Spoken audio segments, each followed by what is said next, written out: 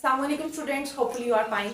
आज की वीडियो में हम देखेंगे कि व्हाट इज़ लैट, लैट क्या होता है और ये क्यों देते हैं, क्या लॉ एडमिशन एलएलबी के लिए लैट ज़रूरी है, क्या लैट के बगैर हम एलएलबी कर सकते हैं वगैरह, इन सब चीज़ों को डिस्कस करेंगे।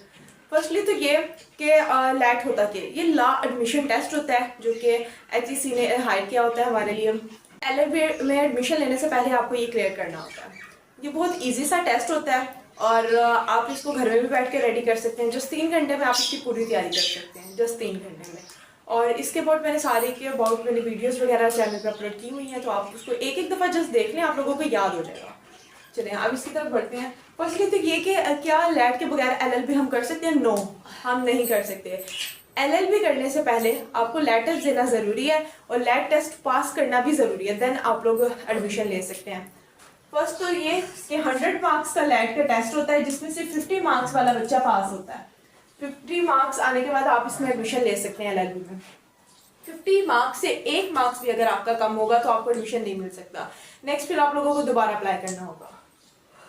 और ये होता कैसे है, ये 100 मार्क्स का होता है ना, जिसमें से जो 75 है ना, 75 मार्क्स के आते हैं एमसीक्यूज और 25 मार्क्स की आती है ये ऐसे और पर्सनल स्टेटमेंट। 75 मार्क्स के एमसीक्यूज है जिसमें से 20 मार्क्स का आता है इंग्लिश का पोर्शन, उसमें 20 मार्क्स के एमसीक्यूज आते हैं जिसमें से सिनोनिम्स होते हैं, एंटोनिम्स होते हैं और प्रोपोजिशन होती है। नेक्स्ट जनरल नॉलेज का भी 20 मार्क्स का होता है। ये हमारे बेस करते हैं हमारी मेंटालिटी पे कि हमें कितनी ज़्यादा इन्फॉर्मेशन है वर्ल्ड के बारे में। इसमें आप लोगों से पूछा जा सकता है कि किसी भी जो है कंट्री की आप वो बताएं, करेंसी बताएं या फिर उसके कैपिटल बताएं, ये चीज़ें। इसके बाद भी मैंने ऑलरेडी वीडियो डाली हुई है यूट्यूब पे, और इंग्लिश के पोर्शन के अबाउट भी मैंने ऑलरेडी डाली है। मैंने सिनोनिम्स की भी डाली हुई है, प्रोपोजिशन वगैरह भी समझाया मैं और टेंसेस वगैरह और समझाया हुआ है। इसके बाद पाकिस्तान स्टडी के रिलेटेड मैंने डाली हुई है वीडियो, और ये इसका क्वेश्चन होता है 10 मार्क्स का। ठीक है, ये सारे एमसीक्यूज जो होते हैं ये इंग्लिश में आते हैं। सिर्फ उर्दू का जो पोर्शन होता है ना वो उर्दू में आता है, बाकी सारे इंग्लिश में आते हैं। पाकिस्तान स्टडी की बेसिक से क्वेश्चन होते हैं जो हम लोगों ने ऑलरेडी पढ़े होते हैं, जो हम लोग क्लास 1 से लेकर क्लास इंटर तक पढ़ते हैं, उसी के बेस पे ये सारे आंसर क्वेश्चन वगैरह आपसे किए जाते हैं। नेक्स्ट इस्लामियात का भी 10 मार्क्स का पोर्शन होता है। इस्लामियात के लिए ये लाजमी आप रखें कि जो सा मंथ चल रहा होता है ना करंटली, फॉर एग्जांपल रमज़ान में अगर हमारा लैट टेस्ट है या फिर उसमें रबीउल अव्वल के महीने में हमारा टेस्ट है, तो उसके अकॉर्डिंग हमसे क्वेश्चन वगैरह किए जाते हैं। और पाकिस्तान स्टडी में पाकिस्तान के रिलेटेड किए जाते हैं कि कौन कब मतलब बना, प्रेसिडेंट बना, किसने मार्शल लॉ लगाया, कब लगाया, कितने कॉन्स्टिट्यूशन बने वगैरह। इन दोनों के अबाउट भी ऑलरेडी वीडियो अपलोडेड है। और उर्दू में भी 10 मार्क्स का आता है उर्दू का। इसमें हमसे ग्रामर पूछी जाती है और वैसे इसके वाहिद जमा वगैरह होते हैं, मुसक्कर मोनस अल्फाज में तज़ाद वगैरह किसी। नेक्स्ट होता है मैथ का पोर्शन, ये होता है 5 मार्क्स का। ठीक है, इसके भी बहुत इजी से क्वेश्चन आते हैं। तो इसके अबाउट मैंने फार्मूलाज लगाए हुए हैं, 7 फार्मूलाज मैंने लिखकर उस पर इसी चैनल पर डाले हुए हैं, अपलोड किए हुए हैं। तो आप लोग एक दफ़ा देख लें, आपका मैथ का पोर्शन भी हल हो जाएगा। सो ये सब की तैयारी आप लोग कर सकते हैं, इसकी भी कर सकते हैं खुद ही। 3 घंटे में बैठ के आप ये सारा लैट का टेस्ट अपेयर कर सकते हैं।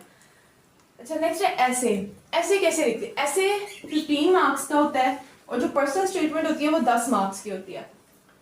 ऐसे का जो मेथड होता है वो, और पर्सनल स्टेटमेंट का जो मेथड होता है उसके ऊपर भी एक वीडियो बनाई है, आप वो देख सकते हैं।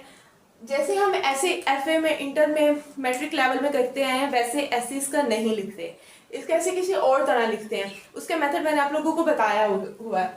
नेक्स्ट पर्सनल स्टेटमेंट, ये आती है 10 मार्क्स की। ऐसे वो आपसे कोई भी पूछ सकते हैं कि आप इस टॉपिक पे लिखें या इस टॉपिक पे लिखें। जब मैंने लैट दिया था मुझसे पूछा गया था कि आप बताएं जिस्मानी सेहत के बारे में क्यों ज़रूरी है, खेलों के फ़ायदे वगैरह। और पर्सनल स्टेटमेंट मेरे मतलब जब मैंने टेस्ट दिया था तब आई थी कि एक सफ़र जो कि आपने किया और आपने उससे क्या सीखा। मैं तो गुजरांवाला से लाहौर टेस्ट देने गई थी, मैंने वही वाला सारा सफ़र लिख दिया था, जो मैंने देखा, जो ख़राबी थी। तब ना लाहौर की मेट्रो वगैरह का सिस्टम था कि वो बन रहा था, पुल वगैरह बन रहा था, तो काफ़ी ज़्यादा गंद वगैरह था। मैंने वही सारा कुछ लिख दिया कि ऐसा ऐसा है सड़कों वगैरह पे, तो उसको सही होना चाहिए वगैरह, ये सारा कुछ मैं लिखता रहती हूँ। अच्छा, पर्सनल स्टेटमेंट भी हो गई। इसके अलावा बहुत सी चीज़ें आ सकती हैं, जैसे कि पोल्यूशन पे लिखे। मैंने पोल्यूशन पे लिखा था पर्सनल स्टेटमेंट, जो है ना, जो मैंने सफ़र किया था उसमें जो पोल्यूशन वगैरह थी उसके अबाउट लिखा था। तो करंट जो इश्यूज होते हैं ना, उस तरह के टॉपिक्स हमसे पूछे जाते हैं। तो ये होता है 100 मार्क्स का लैट टेस्ट। और इजीली हो जाता है, कोई इतना टफ नहीं है कि डरने वगैरह की कोई बात नहीं, फर्स्ट अटैम्प्ट में ही बच्चे पास कर लेते हैं।